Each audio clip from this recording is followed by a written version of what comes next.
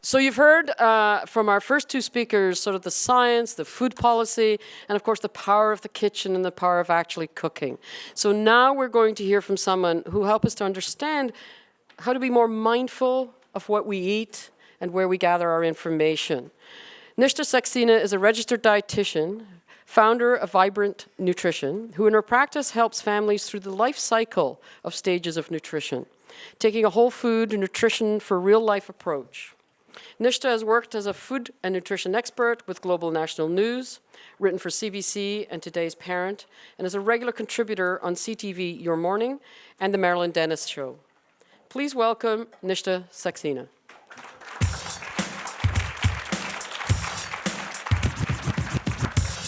Give her a moment. She's for obvious reasons.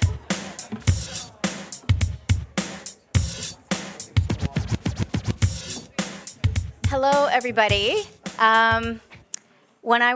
First, I would like to say I am absolutely honored to be here today. I've attended this conference 2 years in a row, and it's super exciting to be here speaking, and I do feel very humbled to be in the company of Dr. Brownland as well as Christine Cushing. I was also very thrilled to hear that there would be a podium. I thought, perfect. We'll do focus on this, and I come and there's a beautiful, clear acrylic podium, which I didn't actually see until about an hour ago. So I'm so sorry that you have to look at the horrific lower half of my body right now. I know that it's before the lunch break. Hopefully all of you have a little bit of glucose flowing through you right now. Not too much, not too little, based on the nutritious snacks that were offered. What I'd like to offer you is some insight into how Canadians and your clients, will talk about the who of who I'm speaking about, are accessing nutrition and food information now. There's lots of different people in the audience. We have dietitians, researchers, academics, culinary chefs, students, journalists. So I'm very thrilled to be talking to all of you. And I will say, if you stick with me through the whole talk, by the end of the slides, for those of you who are interested, I can actually tell you what happened to my ankle. So I chose the name In Real Life because for me, the agenda of today was really trying to understand how are we accessing nutrition and food information. For those in the room who are actual dietitians, dietetic students and interns, you will know that vastly, social media is full of food and nutrition information. I'd like to frame the talk that I'm giving you by saying when I refer to the who, I'm really talking about everyone in our lives. So that includes clients, colleagues, your family, friends, relative, anyone in your working or personal life, students, academics, journalists. These are the people who come to us as nutrition professionals with questions, with queries, with the desire to try some of the things that they're seeing on social media, with determination, saying, oh no, I found the thing that's going to work for me. So through the talk, when I refer to the who, that's who I'm speaking about. When I refer to the we, I'm speaking about us collectively as food and nutrition professionals in whichever capacity that is, though I do know there's a strong showing of dietitians here today, which is excellent. We want to look at what has been going wrong. What are we seeing in social media that's going down the wrong path? We also want to look at what's going well, because there's a lot of good stuff happening out there. How can we leverage that with the who to help everybody do well on social media? How can we help bring it to real life?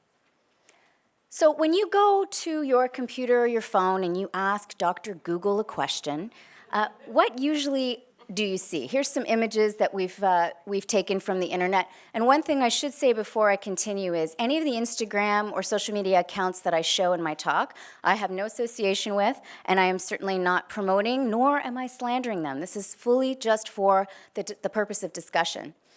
So you'll all of a sudden realize that there was something wrong with you. You didn't even know. You need to lose weight. You need to look younger. You need to make sure that you're fit. You make sure your gut bacteria is healthy. You've got to make sure all of these things are happening, and you actually just thought you were looking for a recipe. You know, what's interesting about searching for food and nutrition topics is instantly Google populates or Instagram, if you're searching for a hashtag about a food or a recipe, you're instantly led to what seems like a very clear and definitive answer about something that you didn't know you needed an answer to. The messaging that you'll get when you search things for protein, it's like, oh, well, here's how much protein you should eat if you want to lose weight. You're thinking, I don't remember asking that. Everything looks very clear and it looks very simple in the social media world. But what we're not understanding is who is providing all of this information. Certainly not experts. Of course, there are experts in this field. There are experts all the time on all of the platforms that I'm speaking about, but frankly, they are not the bulk of who are providing the information to the people, the who that we're talking about. In fact, just looking a certain way, whether it's quote-unquote fit or quote-unquote desirable, at this point in social media, it gives you qualifications to provide information about health, about medical issues, as well as about lifestyle. That's all you need. So when we think of the actual images, this is a little sampling of some of the typical images you're going to see when you search. I did focus on Instagram mainly because I like it best, but it does refer to any of the platforms that we use, Facebook, etc. We see here pictures of selfies, of course, the requisite smoothie bowls, always with the smoothie bowls. We see people looking fit. There's a lot of chickpeas, which are great. There's a lot of chickpeas. But what are these images really showing us? Well, one interesting thing is, we're going to frame this up as the good, the bad, and the meh. So the good, there is actually some evidence that shows that when we access social media to look for food and nutrition information, we are actually seeing it can impact health in a positive way. It can actually highlight for people nutritious foods that they want to take in. And just because of the access piece, which is we're going to come back to, it's a huge piece. Worldwide, globally, we now have people who can have quick and immediate access to good information if it is good information they're looking for. People who may have formerly had barriers to this information from economic, religious, environmental, socioeconomic reasons. As well, we know that it's an opportunity. We can see here that individuals have an opportunity to learn how to interpret what they're seeing on social media. If they had a feed that described, hey, when you read something, here's 2 questions to ask to find out if it's true for you, that would be very useful. Excuse me, and frankly, it's pretty. We like it because it's pretty. We need more beautiful things visually to look at in this world today, that's for sure. But now let's look at the bad.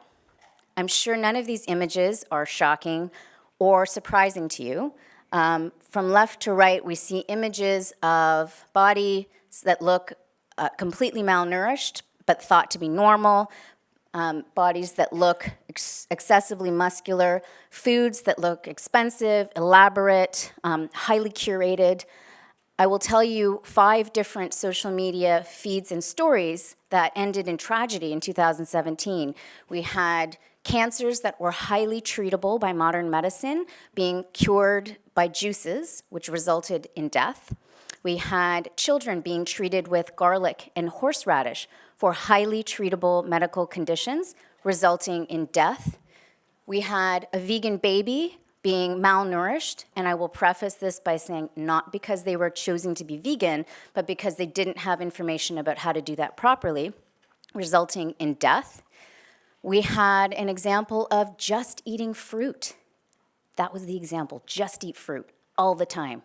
That's the social media feed. Just do it, and there's millions of followers following that feed, as well as an example of families teaching their children to eat the grass outside of their house because the grass that's growing in their backyard must be more nutritious than anything that you could find in the grocery store. All of these feeds had followers, and all of the cases that I just described are actually real. So we can see that there's a huge problem if we don't start to help the who understand how to interpret things that they see online.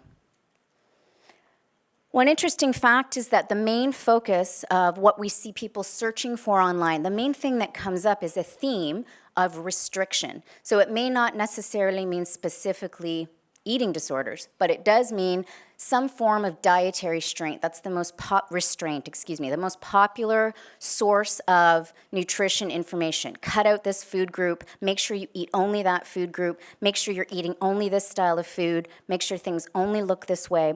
Very much a pattern of restraint. Of course, there's other information there, but this is the one that we actually see is the most popular. Now, we've talked about the good, we've talked about the bad, so let's not forget the meh. So when I say that, I'm kind of thinking, all right, well, here's some Instagram accounts and here's some feeds and images that they might actually look kind of realistic. Some of these things may look like foods you might prepare. Certainly for me, the far right could be something I would give my children for a meal. But it doesn't look super glamorous. It looks actually quite relatable. It might look like something that you would be willing to make at home or something you feel you may be able to make at home. So when you're talking to the WHO, if they realize, well, yeah, there's feeds out there like this and I can do that, that's actually very important. So I actually want us to focus on the meh and thinking about being in this space in the middle.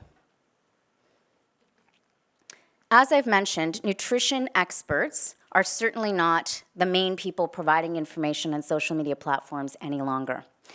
I will say, because I know that I am a registered dietitian by trade, which I'm very proud of, and classically and historically, we have been the ones providing this information, I would say, as the most highly educated in terms of clinical and practical experience, only because the sole focus of our education for 4 to 5 years is just nutrition and the implications of that in lifestyle. Other professionals, however, we see now, and non-professionals, naturopathic doctors, Western medical allopathic doctors, personal trainers, chefs, dentists. There's a lot of dentists out there now with social media nutrition feeds. Chiropractors, life coaches, health coaches, wellness coaches, coaches you didn't even know you needed.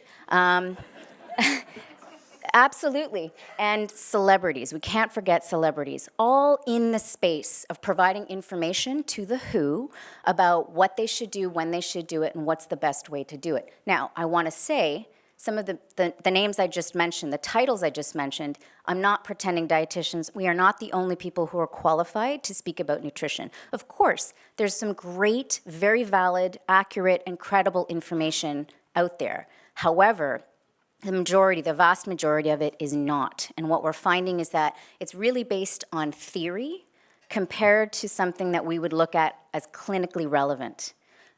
So what can we do? Well, the purpose of the talk is to help you,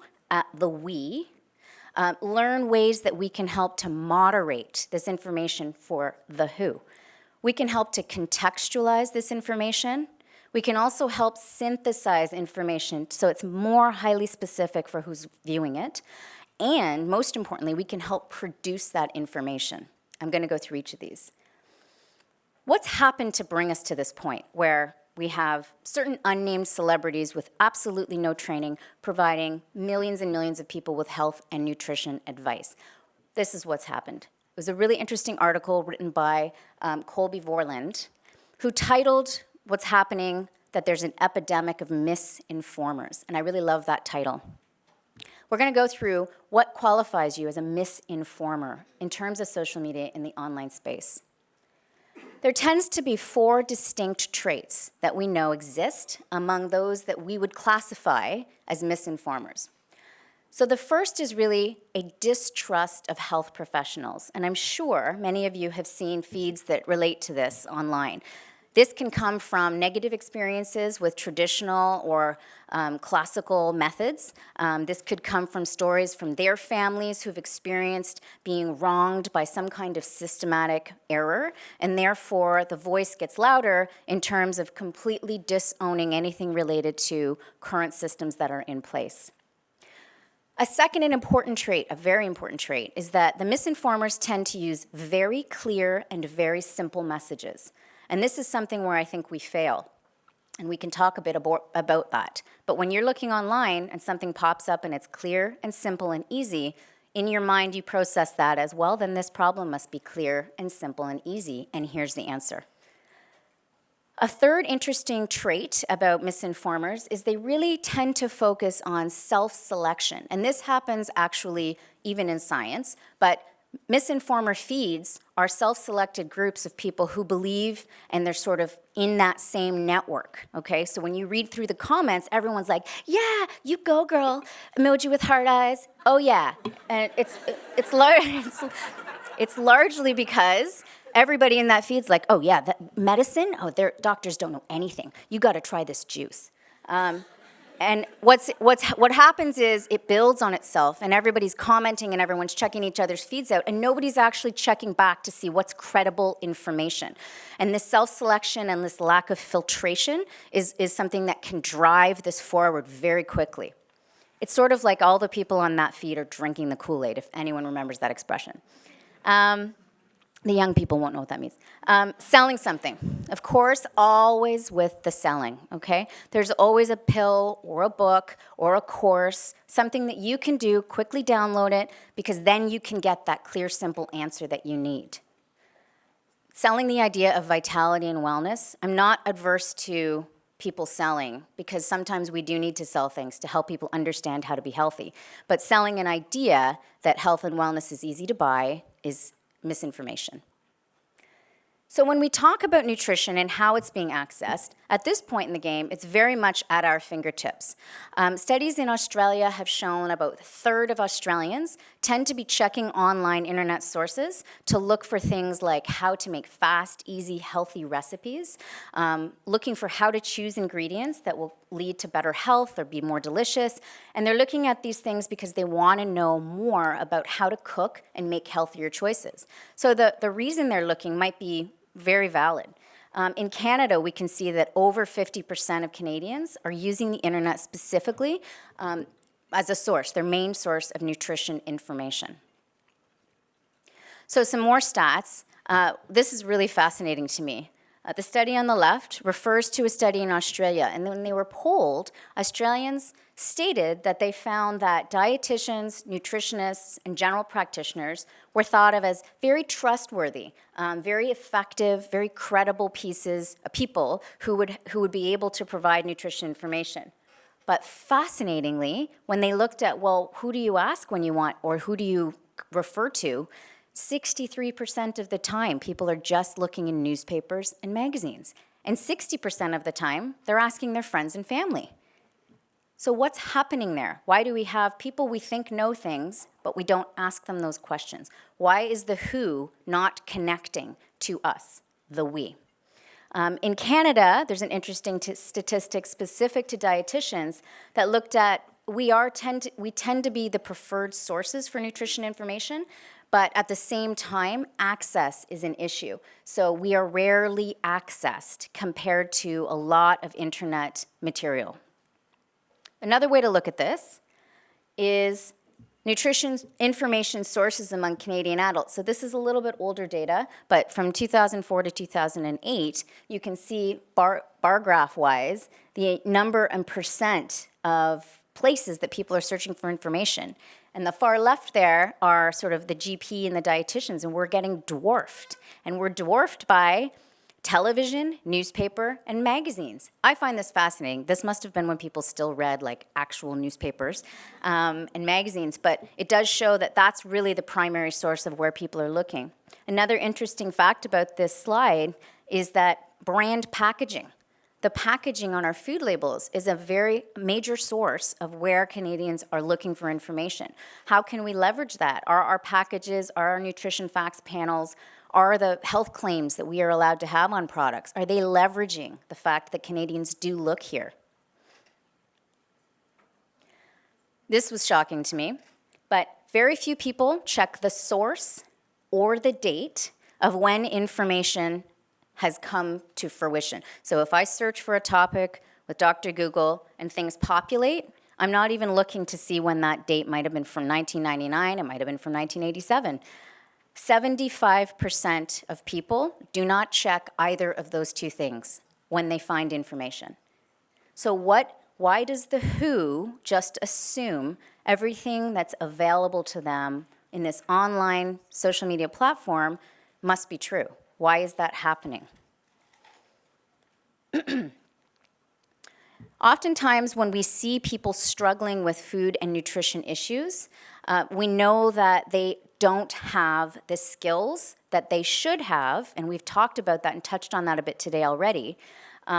Because they are lacking basic cooking skills, they may be looking to other places to find quick and easy answers. Quick and easy food, packaged food, processed food, because they actually have no ability to learn to cook or to feed themselves.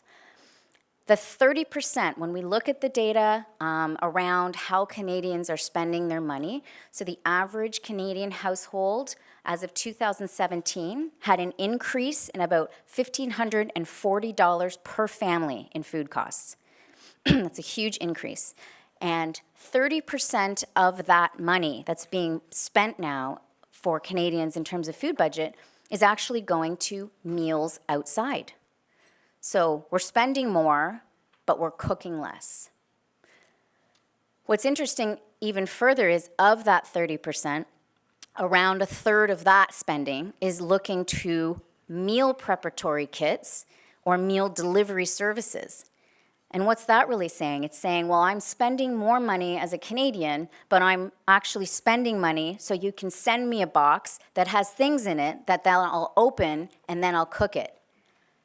Does anybody see how that's sort of, there's something missing there?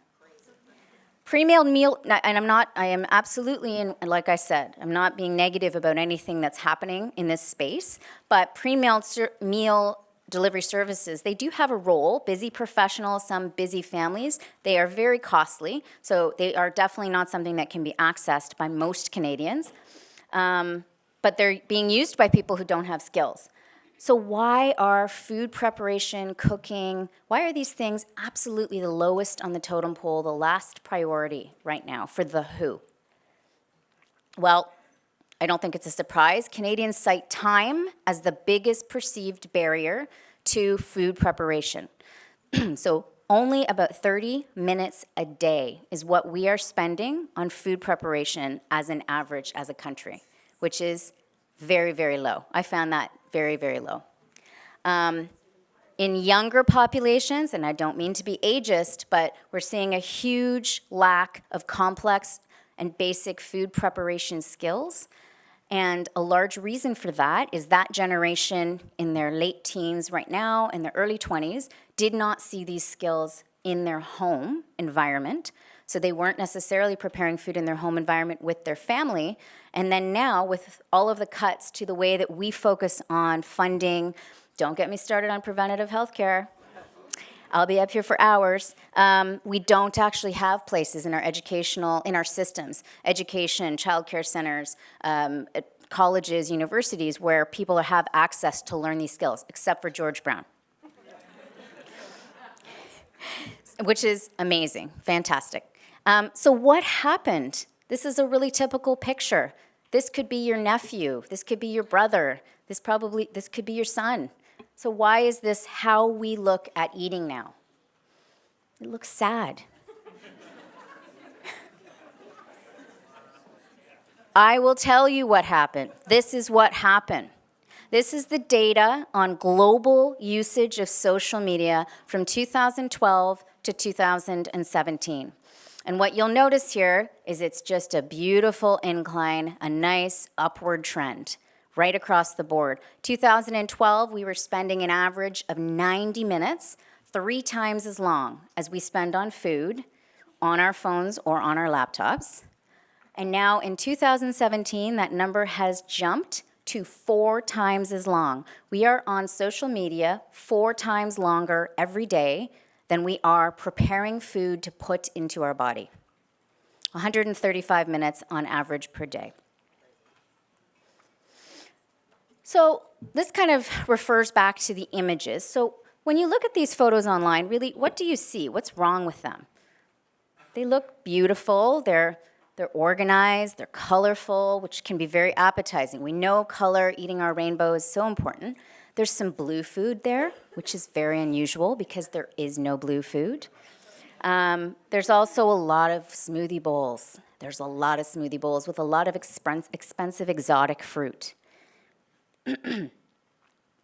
I'm going to quote a chef here, a famous chef and food critic, Nigella Lawson. She was recently in Toronto for the release of her newest cookbook, and she did an interview with Corey Mintz in the Globe and Mail, and I just loved this quote from my talk.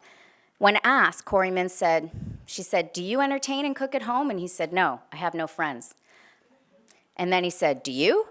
And this is her answer. "Well, yes," she said, firstly, "Yes, of course I do. I have friends." And then she said, it's true, you should read it. And then she said, "I get anxious if anyone has a new boyfriend or girlfriend because they expect my food to be more elaborate than it is. I generally like things in big plates at the center of the table. I don't think if you plate it up individually at home, but the whole thing shouldn't be an exercise in how we make people feel bad about themselves." If we go back to this, and you have the WHO coming to you and thinking, "Oh yeah, I can make something for myself, I can learn how to cook." And this is what they see when they search on social media, different recipes and hashtags and foods. If a world-famous chef and food critic gets nervous about making a meal, how should the rest of us feel? What we need to help our WHO understand is that food is not meant to look perfect. It certainly doesn't need to be perfect to be nutritious or nourishing or at a low budget, at a good cost for a family or an individual. And too many times we're seeing these images repeated over and over. And what we know from data is that the more that you look at images that look perfect in terms of highly curated food, the less likely you are to prepare food. It becomes a barrier. It's very similar to the same thing that happens with body image. When we look at over and over and over and over images of people with perfect, so-called perfect bodies or looking a specific way, something idealized, we start to think, "Oh, you know what? I'm not going to bother because there's no way." The same thing happens with food. This is what we need to help our WHO understand. Again, meal delivery boxes, so everyone knows what I'm talking about when I say the meal kits, the prep kits. So if you don't know, it's essentially a box that you'll order, and it will be maybe 2 to, I believe, up to 4 portions of a recipe. You get a recipe card, and you'll get the exact ingredients for that recipe. So if you were going to make 4 servings of Christine's delicious cauliflower pasta, then you would get exactly the amount of dry pasta to make that, exactly the amount of cauliflower, 1 sprig of rosemary, etc., packed multiple packages in boxes and all that, and it delivered to your house, and you open it all and take it all out of the packages, and then you cook it, and then you order it again next week. They do have a role. So I think they have a role. They can be used. They can be used in a good way, but what are the long-term costs of our Canadian dollars being diverted down this path? I use this image, and I ask this question to you, and if there's one thing you take away from today, I would love it if the next time you're talking to your WHO, you ask them, how many times a day in a year do you go swimming? So I'm Canadian. I was born and raised in Canada, and we have the largest number, as many of you who are also born and raised in Canada know, of open bodies of water of any country in the world. Accessible water. And this means that as a Canadian child growing up, swimming was 100% a life skill because you're going to be near open water frequently. And we have seen, unfortunately, some tragic stories recently of when we do have people coming to our beautiful country, immigrating here from countries where there is no free water, and not understanding that swimming is, in fact, a life skill. But go back to the question. You ask your WHO, how many times a year do you swim? Who knows what the answer could be? It could be 10 times, it could be 100 times. How many times a day do you feed yourself? Why do we put emphasis on putting our children into swimming lessons? Because it's incredibly important. It will save lives. Why do we not put an emphasis on teaching our young children and people how to cook food? Thank you. And what I'll say about that, honestly, and I'm really not kidding, even treading water. And we'll talk about the food version of treading water. Even treading water, it will save your life. People have been out in the ocean, abandoned, and can tread water for days and stay alive until they're rescued, okay? So how does, when we look at this, and we know that people aren't cooking and they're not preparing food, how does that actually affect health? Things like not being able to read a nutrition facts panel and understand that, interpret it, not being able to understand what an actual food portion looks like. How many of you have answered the question when someone says, do you mean before I cook it or after I cook it? I'm like, do you eat dry, uncooked rice? No, then I mean after you cook it. We always mean after we cook it. People just do you know what I mean? That's a very simple thing, but it's and I'm not in no way making fun of the lack of skills. We can't expect people to know things if we don't teach them. We don't expect our children to know things if we've never taught them. So certainly we know that this affects health, but how? Well, there was a study done recently by Dietitians of Canada and Health Canada. And what it actually showed is when you had people who rated their skill set as very basic or not very good, it would affect these three categories. Because when we found people that felt comfortable and defined themselves as having a high level of skill set, we actually saw them having an increased intake in fruits and vegetables. And I'm preaching to the choir. I don't even need to say another word about why that's important. What's also interesting is those people that have more skills at a higher level felt a higher perception of health. And now more than anything that you'll see online on social media, things about mindset and how your mindset is your game. That's all you need is mindset. Just buy this book. It is true, you do need a mindset, but when we have, as individuals, a mindset of health, hey, I'm doing this, I feel good, I know I'm healthy, that's a self-perpetuating mindset. So I do believe at this point it's a very interesting time in food and nutrition. I think we're coming to a place where we really need to get ourselves sorted out. Our first presentation today, which was amazing, our second presentation also amazing, touching on both of the reasons why it's crucial at this point in time to take the bull by the horns. Here's my question. Why do we not see more social media feeds that have back to basics information? Well, I don't even need you to answer that. I think we know why. Because people will say, well, it's not fun, it's not cute, it's not sexy, it's not interesting. But we can make it that way. People do not know basic things such as how to grocery shop. How do I actually make a grocery list, buy those things, and then use them? Do I need to shop once a week or twice a week? We could do social media produce information, providing these types of information. Budgeting. How many people actually know how to use a budget in terms of grocery shopping, whether you're shopping for an individual or a family? Money is tight these days, spending is up, food costs are up, absolutely nothing's getting cheaper. We need to learn how to spend our dollars wisely.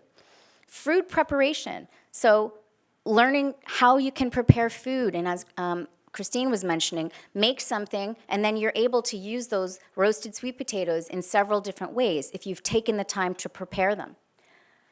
Portion sizes, even just reviewing basic portion sizes for people to understand this is what a plate of food should look like. This is something that I should find satiating. If I'm eating much more than this, or if I'm eating much less than this, it gives me a gauge of where I'm at and what I might need help with. And back to treading water, meal assembly. I'm sure people in here have heard that term, food assembly. Okay, it's the treading water of nutrition. It doesn't require any cooking, no spices, no heat. It's bringing things together that will come together to create the synergistic effect of food. Multiple food groups together, no cooking, but lots of nutrition. Even if you can't cook, you can assemble a meal. I remind you, food does not need to look perfect to be delicious. The panel on the left is actually a photo shoot from my house, from my Instagram feed, and that's what it really looked like. So I just left it that way. So how can we continue then? The who. We've heard about what's going wrong, what's missing, how it's affecting health, why it's affecting our health. We can really make it real by helping our who understand there's no transformation necessary when you make your breakfast. Yes, you may want to go on a social feed that you find inspiring if somebody's come from a long journey, they've done something amazing, they've healed themselves in some way from a disease. There's no doubt those things are inspiring and we should look at them. But the feeling that we have to have a huge transformation every time we make a meal or start eating for the week, it's a barrier. Please make food other than smoothie bowls. I think I might stand alone in this. I'm not sure. I don't know why you would take a whole bunch of fruit and puree it and then put it into a big bowl and then eat it with a spoon. I don't know why you wouldn't you could have a small amount and drink it, or you could just eat the fruit, but why would you do that? I don't understand it. I think that's an age thing for me. But one thing we do see is just those pictures of beautiful blue bowls of like 90 grams of sugar of purified fruit with dragon fruit on top of it. No one wants to eat that, and no one can finish that, and it's too much fruit at one time. So we could show other food, the meth, think back to that slide. Make a sandwich. Don't want to eat bread? Make a beautiful grain bowl. There's lots of different ways we can show healthy, nutritious food. Basic cooking and prep skills, simple nutritional information, simple facts. There's a few accounts online that are doing a really good job of this. Here's what this many calories looks like, and when we just make it this much bigger, that's what it looks like. Even if you understand that, you can start to understand where your problems are. Encouraging real, imperfect food images, and as well offering those tools and skills. There isn't a place now, unfortunately, systematically, where people are receiving tools to feed themselves or skills to learn how to do that. We, the nutrition professionals, we must be that voice. We must be that resource. You know, the beauty of what we do, whether we're a culinary nutrition professional, writing about food, an actual dietitian nutrition professional, we are an intersection because we're the people that can bring together the idea of, hey, how's this affecting your health? And and how can we make this sort of taste good but be really easy and doable for you? We are the intersection between those practical, clinical, and culinary ideas. And we can't forget that. It's a really special place to be. One thing I will say in my 15 years of practice is what doesn't work. So here's where it comes to, we have a tendency to want to say, the who comes to us, and they say, oh, Nish, I found this amazing site. I'm going to do the ketogenic, and I'm going to do it with the low FODMAPs, and I'm going to do them together. And I know that's the thing that's going to make me lose weight, for sure. My first reaction is not to say, oh, no, that's absolutely wrong. Finger wag, shame, shame, shame. There's no point in that. You absolutely, first of all, it's very rude. So don't do that. My mother taught me, don't point in anybody's face. That's rude. But also, from a counseling perspective, we want the who. How are we going to bring them to us? How are we going to help them understand? You can access information, and it doesn't have to be all the things we've described. You have to meet people where they are. Wherever they're coming from, there is a reason they are there. They've tried a million things. They've lost faith. They're depressed. They're confused. They lack resources, whatever it is. You want to meet them where they are. Oh, that's so interesting. Tell me more about that. Tell me more about that FODMAPs diet. Is that something you think you need? Why do you think you need it? What do you think it's going to do for you? The other piece for us as nutrition professionals, back to the slide of what we can do, is we can be the moderators. We can think of ourselves as moderators when we're answering those questions, when the who is coming to us, or when we're having to field questions about social media feeds. We can help with the interpretation and the mediation of this information overload. Too many times people will assume when they see something, oh, that's the thing that's going to help with this. Oh, I don't want to get cancer. My mother had cancer. I have to make sure I don't get cancer. So, oh yeah, this looks like the thing that you're supposed to do. This looks like the thing you're supposed to take. I need protein powder, right? Everybody needs protein powder, don't they? We don't get enough protein. We need more protein. Constantly, the barrage of questions we get, we can be the person sitting in the middle going, well, it's interesting that you say that. Because for some people, we do see this could work and it could be useful. But for you in this particular situation, with this goal, we don't actually see that this is something that's going to help you. But if it's safe, you can go ahead and give it a try. I just don't want you to spend your whole food budget on it. There's a way to approach this. Context. If there's anything other than basic logic missing in the world right now, it is context. We can contextualize things. The we can help the who by helping them understand what, when, and how was this information produced in time and space. This was me on the floor of my kitchen trying to be an Instagram superstar taken by my assistant. So it is a moment in time and space.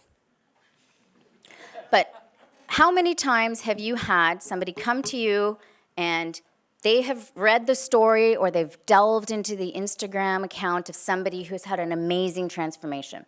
And they're like, I want that. I know that's my problem. That's exactly my problem. I just have to do the same thing that person's doing. And you're reading that and you're kind of going, well, that's a 21-year-old female.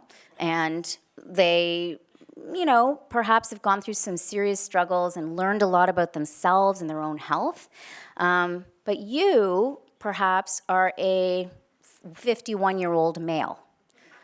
And the way that we are going to look at what that person's done and what's going to work for you, they could be very, very different animals, okay? Helping people so often, they don't understand when they see something online. Remember the 75% of people, they are not looking at the source or the date of when the information has come out. So they're just like, oh yeah, absolutely, ketogenic diet, that's gonna be for me. Most people nowadays think the ketogenic diet is a weight loss diet. And for anyone in the room, I ended up actually doing a placement when I was an intern with one of the original dietitians working at Sick Children's Hospital, using the ketogenic diet because it was originally developed to help control intractable epilepsy in the pediatric population. And I remember doing a TV show about this, and the producers were like, what?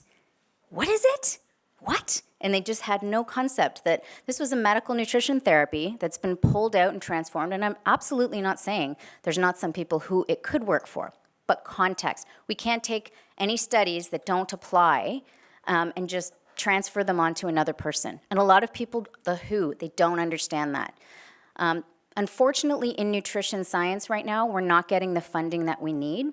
The other thing I will say about nutrition evidence compared to pharmacological and other strains of science is we can't always do randomized control trials. I wish we could. Here's the problem. Everybody knows they're eating broccoli. The people giving the broccoli know it's broccoli. The people eating the broccoli know it's broccoli. Everyone knows it's broccoli. They're very, very expensive. They cost millions and millions of dollars. And we don't actually necessarily need that because when we're looking at whole food, we're really looking at a very low-risk concept. So I encourage you as well to say, well, I don't necessarily have a randomized control trial I can point to for the nutrition science that applies to you, but we have practice-based advice, right? We have logic, and we are able to provide that context. We're also able to discern the difference between an individual story and the evidence or practice-based advice, because sometimes those things, they're very blurred in social media. It seems like, well, that person had chronic fatigue syndrome, and they also had fibromyalgia, and they also had pain, and they also had this, and they did this, and they started drinking celery juice, and this happened, and this happened, and this happened. That's me. So again, we're going to talk about how to approach that with somebody, but we have to help them understand that a personal story does not mean it will work for you. And as well, I think everyone in the room, we are already doing this. We know that whenever we see the words revolutionary, instant, fat blasting, super, it's too good to be true, or somebody would have done it by now. Detox, it's the worst. Another piece that we have to help with the who is we can synthesize. So we are moderating information. We are contextualizing information. And now we are the people who can take these individual ingredients, the nuggets, because I'll repeat it again, there's lots of great, valid, credible information in social media right now related to food and nutrition, but you gotta know what's what. And we can take what would apply for one person and the good thing from over here and the good thing from over there and bring them together into a beautiful, nourishing recipe for the who that's going to have a lot more effect. That is something that we can do. Social media is now a tool in our toolbox, so let's use it. All the training that you've done, whether it's culinary, academic, journalistic, dietetic training, you have to think of this as a tool instead of something that you're fighting against. Having a mindset, here's the mindset stuff again, about abundance and thinking, hey, there's an abundance of amazing stuff out there. Let me grab that and let me use these to help the who that I deal with. You know, some interesting words to live by in social media are current, accurate, and reliable. Even if when you are communicating with your who, if you can use these 3 words and say, hey, well, yeah, that's so interesting, that story about the guy with the thing, and he did that, eh? Oh, yeah, you're going to try that? Okay. How did he get the thing? Where did that come from? Yeah? Was it recent? Oh, okay, interesting. Trying to get people to look at things with this lens and understand that there are things they have to define before they absorb information. A little fast fact for anyone in here who is doing their JCAT this year again, you might not realize, dietitians, as I'm going back to dietitians here, as an interesting point, when we create social media platforms or content, we are legally required to actually have that content be valid and evidence-based. And we're actually required to have that content be valid and evidence-based in the comments section. How many other people on the social media are required to do that? So finally, I'm going to come to the place of our solutions for misinformers. They're hard, they're out there, they're flooding the feed. For the people who have a distrust of health professionals, what can we do? Well, we can acknowledge the process, because I'm sure for that person at that stage, things may have not gone the way they wished. We can acknowledge that. We can hear that story, and then that's the place that we can move from. For clear and simple messages misinformers are using, why don't we do that too? We should use clear and simple messages. I also encourage people, to end up telling the story a little bit before the science. It doesn't mean you leaving the science out, but you can certainly have a story framing up why we know something is evidence-based, the story of how something can work better for you. We want, again, not to resist, no finger wagging, no pushback. The harder you push against something, the more resistance you will face. We want to relate.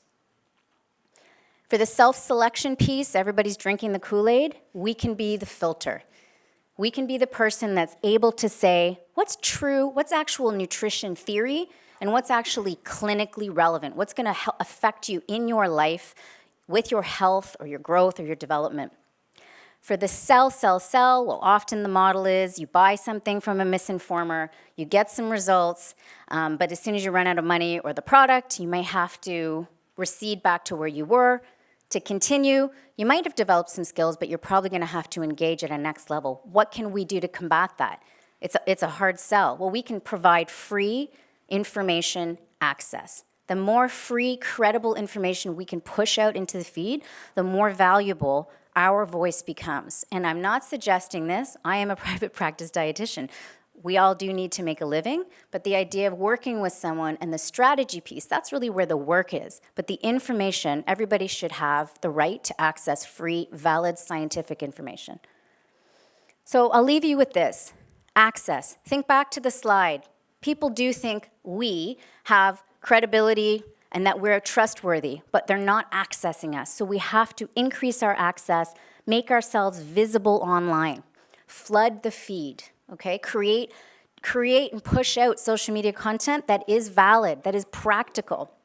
Be vocal, comment often on things that you see that don't make a lot of sense, but always be gracious and kind. Thank you very much.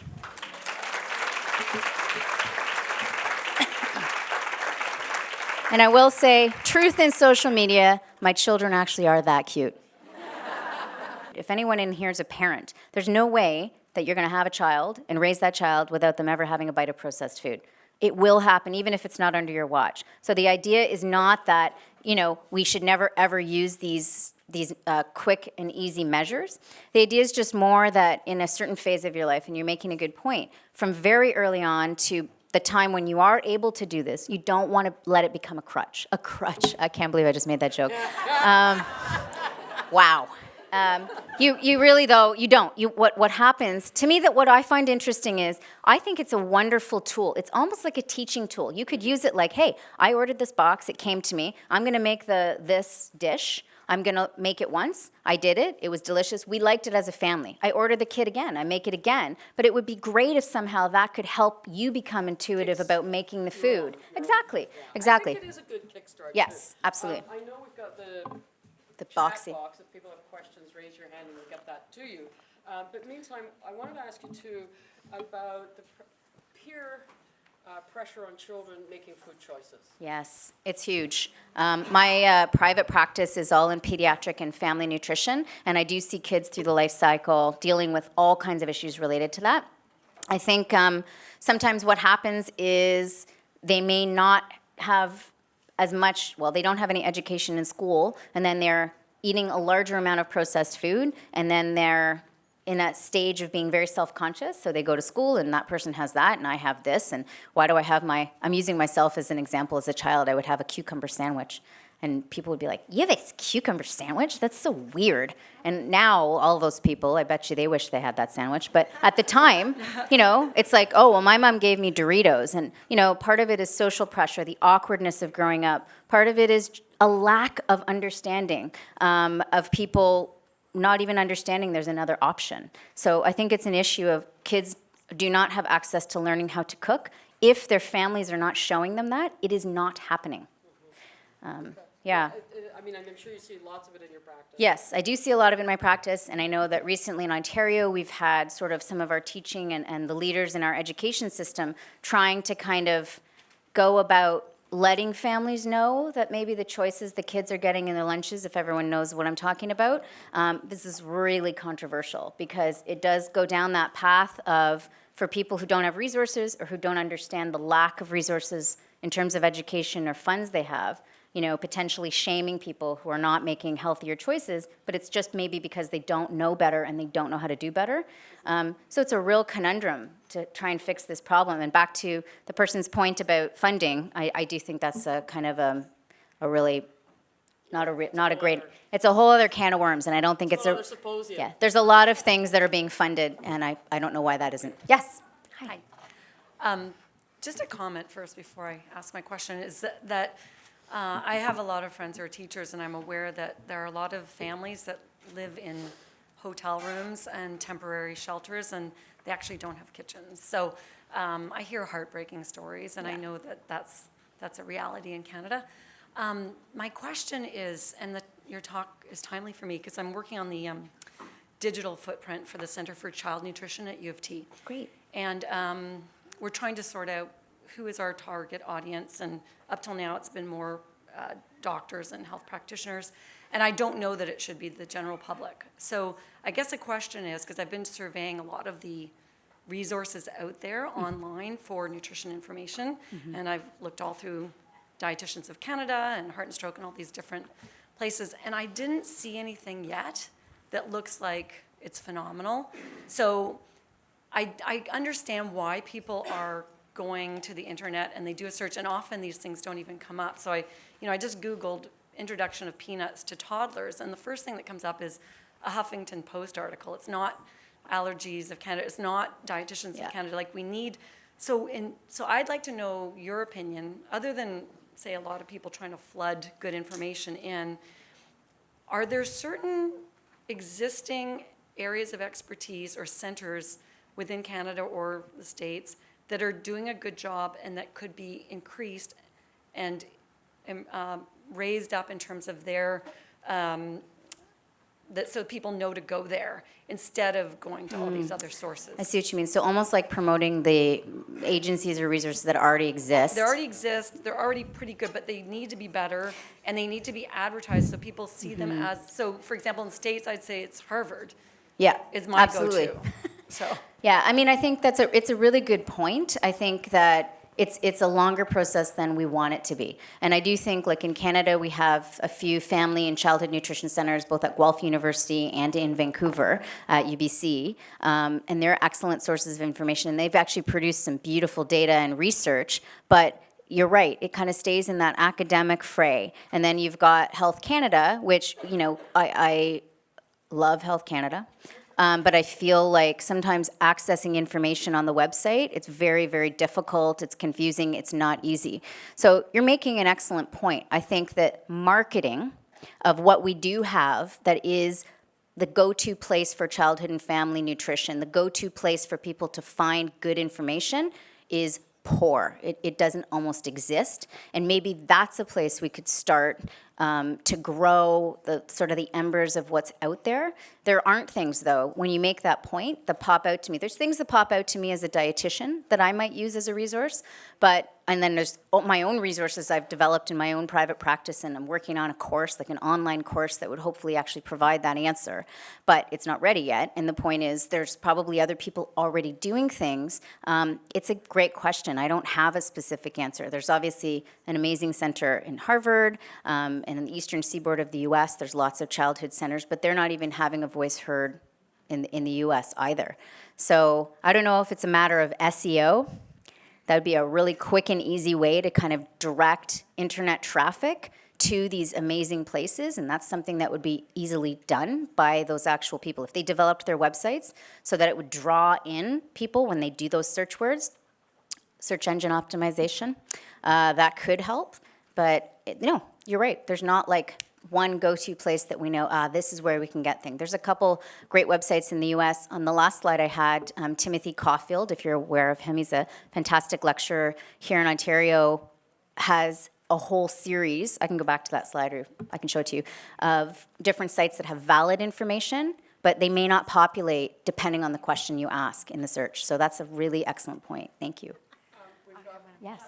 Oh. Hi, Nish. No, Hi. sorry, it's me again. Hello. Nice to see you. I loved your talk, and Thanks. I love the whole idea of flooding it with the truth.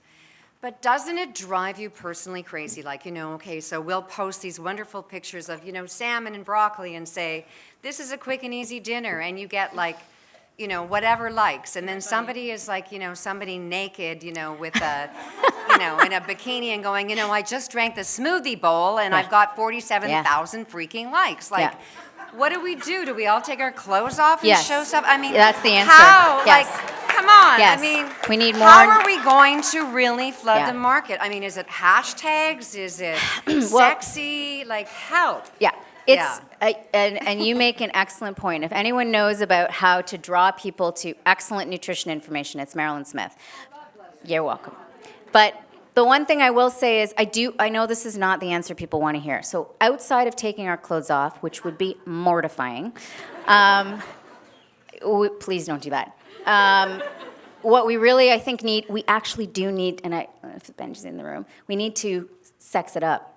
We actually do. So, for instance, if you look at some of the commercials you've seen on that are publicly funded by the government on television, advertising things such as, where to go when you have a certain kind of medical emergency, right? So if you're like really ill, the commercial where it shows you, well, you should go to the ER. But if you just have a cold and you should make sure you wait for your family doctor. Or, you have a sick baby, you're not sure what to do, call telehealth. Like, we spend millions of dollars on really interesting commercials to educate, but we don't spend any money or marketing at all in showing people how sexy broccoli and salmon could be.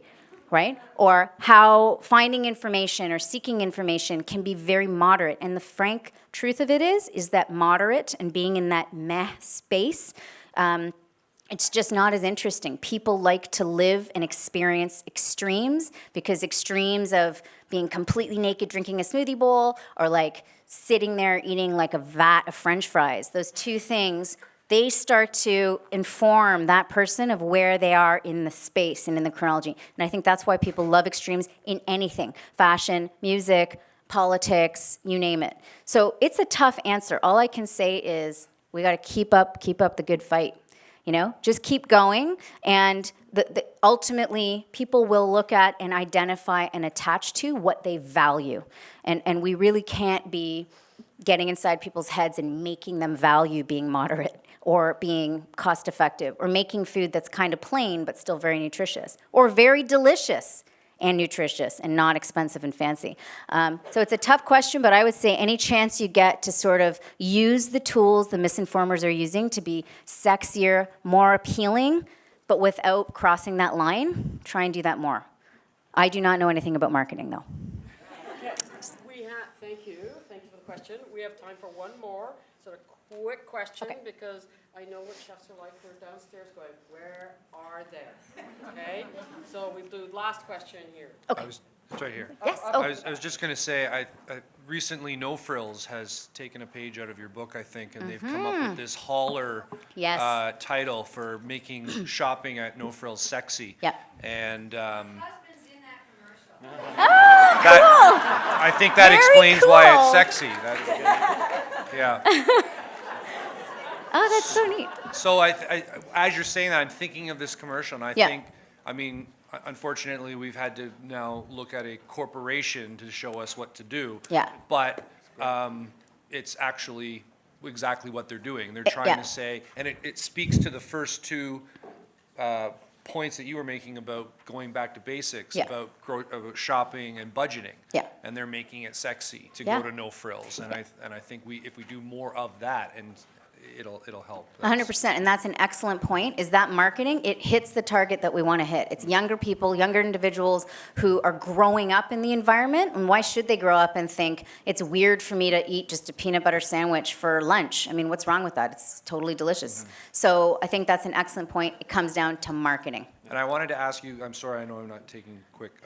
You made a point about a distrust of the medical profession, and I think it's because they often don't speak to preventative measures and often will go to pharmaceutical or reactive measures. Yeah. And I'm wondering what you think we can do to help bridge that gap, if there's anything. I think we can acknowledge, again, when people come to us and they have that like, oh, all doctors do is they want to push medicine and they want to do this and the food guide's terrible. All it is just pushing this particular food group and whatever. I think we can't just instantly stop and shut down. We have to listen to that information, understand why they're coming from the place they're coming from, and then evaluate the resources they're talking about. Maybe sometimes that has happened. Maybe typically these surgeries happened all the time when they weren't necessary, but now we know better. Science isn't perfect, but it's the best thing to inform us. So I think the only thing we can do is be in a space with somebody and help hear what they say, and then help them understand where we would come from and find a place in the middle. I don't think it's good enough for us to just say, well, no, this is the right way and that's the wrong way. It never works.